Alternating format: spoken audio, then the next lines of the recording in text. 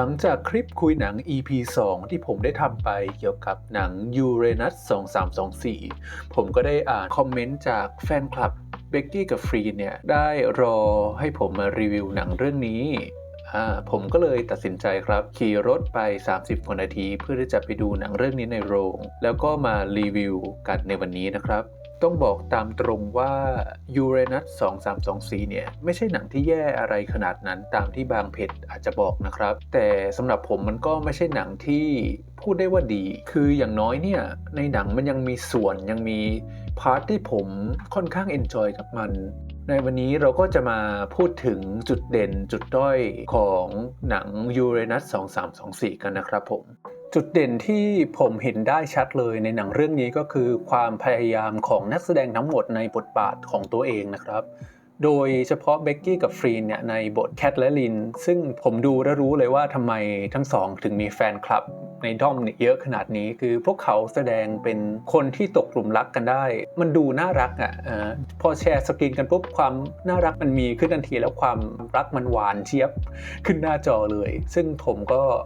ยอมรับเลยว่าเขาเก่งในด้านนั้นมากแต่ไม่ใช่แค่นั้นคือด้านดราม่าอย่างเงี้ยบางซีนที่ต้องร้องไห้ผมก็ว่าทั้งคนคู่ทำได้ดีนะโดยเฉพาะเบกกี้เนี่ยที่ไม่ว่าจะเป็นฉากเศร้าฉากโกรธหรือฉากที่มีความรักเขาทำได้ดีเลยแต่ฟรีนเนี่ยยังดูด้อยกว่าเบกกี้อยู่โดยเฉพาะฉากที่เขาต้องออกไปปฏิบัติการนอกสถานีลูน่าเกตเวย์แล้วดาวหางชาร์ลอตต์มันพุ่งมากระแทกกับสถานีอวกาศแล้วมันทำให้ตัวลินหลุดล่องลอยไปในอวกาศคือสถานการณ์นั้นมัน life or death มากนะคืออากาศคุณมีสิทธิ์หมดจากในชุดคุณได้แต่เหมือนฟรีนacting เขายัง underwhelming อยู่คือเหมือนเขาแพนิคไม่พอแต่มันเป็นจุดที่สำคัญมากนะที่เหมือนเขาพลาดไปได้และ2คนที่ไม่เมนชั่นไม่ได้เลยก็คือคุณอมรินทร์นิติพลกับคุณแอนสิเรียมภักดีดำรงฤทธิ์นะครับในบทของพ่อแม่แคทซึ่งทั้งสองเนี่ยก็ประสบการณ์โชคโชนเนาะในวงการผมก็เข้าใจเลยเวลาเขาขึ้นจอทีไรเนี่ยมันรู้สึกว่ามันมีความธรรมชาติเขาแสดงเป็นพ่อแม่ที่มีความรักมีความห่วงใยแก่ลูกผมซื้อนะผมซื้อการแสดงของทั้งสองคนอีกส่วนที่ผมอยากจะพูดเลยก็คืองานภาพหรือ cinematography ของผู้กำกับคุณเจมส์ธนดลนวลสุดเนาะซึ่งถ้าคุณเคยดูตัวอย่างหนังหรือหนังเรื่อง Latitude ที่ 6 ผลงานเขาดูออกเลยว่าเขาเป็นคนเก่งในด้านงานภาพมากแล้วในหนังเรื่องนี้เขาก็ถ่ายทอดฉากแต่ละฉากออกมาได้สวย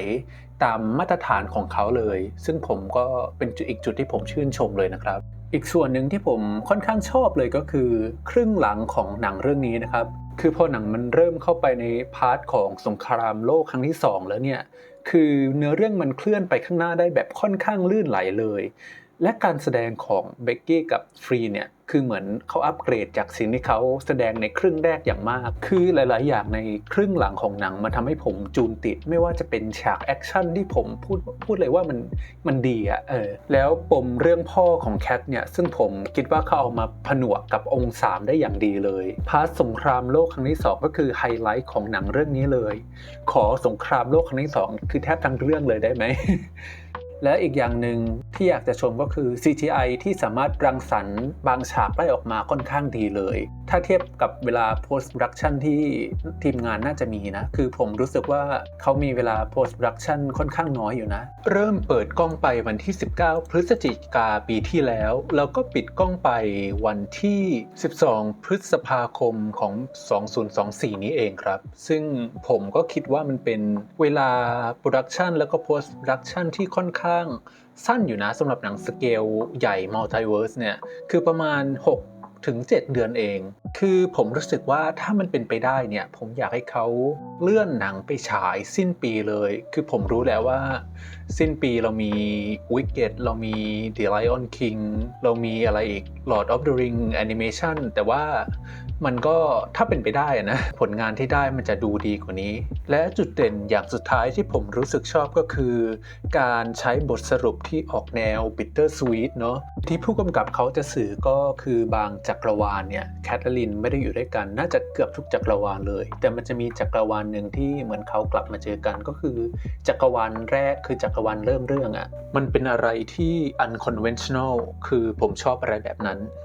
มาต่อกันที่จุดด้อยของหนังเรื่องนี้กันเลยนะครับจุดที่เห็นได้ชัดเลย ก็คือการตัดต่อนั่นเอง คือตลอดเวลา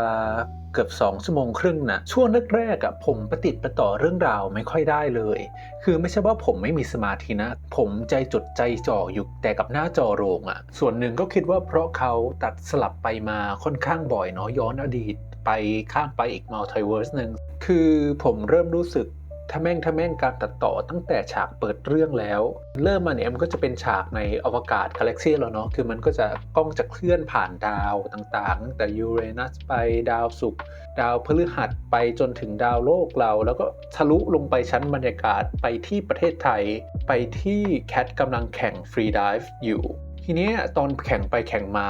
ภาพมันก็ตัดไปที่ตัวละครลินดื้อๆเลยคือตัดไปช่วงที่นางกำลังเปลี่ยนแบตเตอรี่คือผมเข้าใจแหละว่าเขาพยายามที่จะเล่า2 สถานการณ์ที่เกิดขึ้นในเวลาเดียวกันแต่อย่างน้อยในพาร์ทของลินเนี่ยมันควรจะมีสิ่งที่เรียกว่า establishing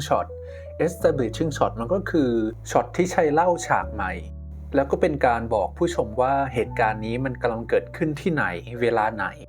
คืออย่างน้อยๆเนี่ยควรจะให้เห็นดวงจันทร์ของเราที่สถานีอวกาศลูน่าเกตเวย์เนี่ยกำลังโคจรรอบๆอยู่จากนั้นก็อาจจะตัดเข้าไปใกล้ๆให้เห็นกับลินที่กำลัง Space Walk อยู่คือถึงแม้มันจะเป็นแค่จุดเล็กๆเนี่ยมันก็เป็นจุดที่เราไม่ควรพลาดนะครับอีกเรื่องหนึ่งเลยเนี่ยที่ผมคิดว่าเป็นปัญหานั่นก็คือซับพล็อตต่างๆที่มันอาจจะมีมากไปคือซับพล็อตมันมีได้นะครับแต่มันก็ต้องมีการเล่าให้มันเต็มที่ด้วยคือโปรเจกต์ยูเรนัส2324เนี่ยผมไม่รู้นะว่าต้นสังกัดคือแรกเริ่มเขาตั้งใจให้มันเป็นซีรีส์หรือเปล่าแต่ผมมองว่าถ้าเกิดมันเป็นซีรีส์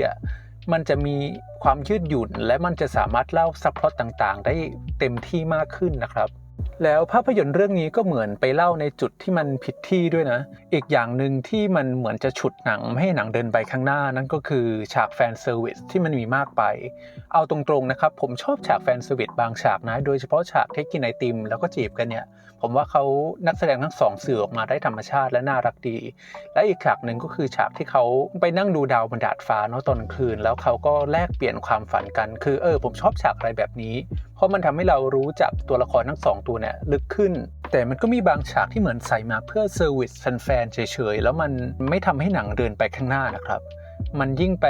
ไปย้ำจุดที่คนดูเข้าใจอยู่แล้วนั่นคือทั้งสองคนนี้เกิดมาคู่กันมารักกัน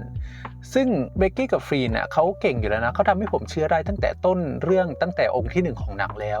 แต่พอเข้าองค์ที่2ฉากอะไรแบบนี้มันก็ยังโผล่มาเห็นคือโผล่มาย้ำสิ่งที่คนดูรู้อยู่แล้วแล้วจากนั้นมันก็เลยทำให้หนังมันยิ่งยืดยิ่งยาวเข้าไปใหญ่ใช่ไหมคือในจุดที่หนังควรจะมาขยี้ควรจะมาเน้นย้ำหนังกลับไม่ทำมันทำให้การดำเนินเรื่องโดยภาพรวมเนี่ยมันดูขาดเกินครับผมคือที่ผมอยากเห็นมากขึ้นก็คงจะเป็นพื้นเพของตัวละครลินและการที่เธอได้เข้ามาเป็นนักบินอวกาศของไทยนะครับคือรู้แหละว่าแม่ของลินเนี่ยเคยเป็นครูวิทยาศาสตร์มาก่อนแต่ผมก็แอบอยากให้ผู้กำกับเขาเจาะลึกในตัวละครลินมากกว่านี้ครับและอีก2ตัวละครที่ผมรู้สึกแอบเสียดายเลยก็คือโทมัสเวสตันกับเคนมิยาโมโตะเนาะคือ2ตัวละครเนี้ยเขาค่อนข้างสำคัญนะโดยเฉพาะโทมัสเนี่ยคือเข้ามาช่วยลินในตอนจบเลยนะแต่เราไม่รู้จักตัวละคร2ตัวนี้มากไปกว่าหน้าที่ของเขาแล้วก็สัญชาติของเขาซึ่งผมมองว่ามันเป็นจุดที่น่าเสียดายอยู่นะครับมาต่อกันที่บทพูดกันหน่อยคือบางทีเนี่ยผมรู้สึกว่าบทพูดมันจะประดิษฐ์ประดอยเกินไปโดยเฉพาะฉากที่แคทกับลินจีบกันแล้วผมเข้าใจนะว่านักแสดงก็พยายามที่จะทำให้มันธรรมชาติขึ้นมากันที่บทพูดภาษาอังกฤษบ้างดีกว่าครับจากใจคนที่เคยอยู่ต่างประเทศแล้วก็ดูหนังซาวด์แทร็กบ่อยๆนะครับคือบทพูดภาษาอังกฤษของตัวละครต่างชาติแต่ละตัวผมรู้สึกว่าค่อนข้างจะประดิษฐ์ไม่ต่างจากตัวละครแคทและลินจีบกันเลยนะคือมันจะมาดีหน่อยก็ช่วงตอนต้นเรื่องนะครับที่เราไปเจอกับแคทและแม่ของแคทที่ร้านอาหารไทยคือผมรู้แหละว่านี่มันไม่ใช่หนังฮอลลีวูดเนาะมันเป็นหนังไทยแต่อย่างน้อยผมอยากให้ไปดูตัวอย่างยาย่าในหนังเรื่อง Fast and Furious อันนั้นแหละผมว่าบทนางจะพูดภาษาอังกฤษมันจะออกธรรมชาตินะส่วนอีกเรื่องที่ผมอยากจะพูดก็คือไม่ต้องกลัวการลำดับเรื่องแบบ chronological order เนาะเพราะหนังที่สเกลใหญ่แบบเนี้ยแล้วก็มีการเล่าไปหลายมิติการที่เล่าเรื่องแบบเส้นตรงเลยมันจะทำให้ทุกสิ่งทุกอย่างมันย่อยได้ง่ายขึ้นคนดูจะเข้าใจง่ายมากขึ้นไม่ต้องกลัวว่าหนังมันจะธรรมดาไปนะเพราะว่าแค่สเกลหนังก็คือ sci-fi romance คือมันใหญ่อยู่แล้ว สุดท้ายนี้เนี่ยสิ่งที่เราได้เรียนรู้จากภาพยนตร์เรื่องนี้ก็คือหนึ่งในกฎเหล็กของนักเขียนทุกคนซึ่งก็รวมถึงตัวผมด้วยที่เป็นมือสมัครเล่นว่า have guts to cut หรือมีความกล้าที่จะตัดส่วนที่ไม่จำเป็นออกซึ่งกฎนี้ก็เป็นกฎจากนักเขียนชาวอเมริกันชื่อว่า Kurt Vonnegut นะครับซึ่งผมก็เห็นด้วยทุกประการนะครับในฐานะของนักเขียนบทภาพยนตร์มือสมัครเล่นคนหนึ่งถ้าเกิดหนังตัดส่วนที่ไม่จำเป็นออกเนี่ยมันจะเล่าเรื่องได้สมูทขึ้นมากเลยและผมจะเอนจอยกับมันมากขึ้น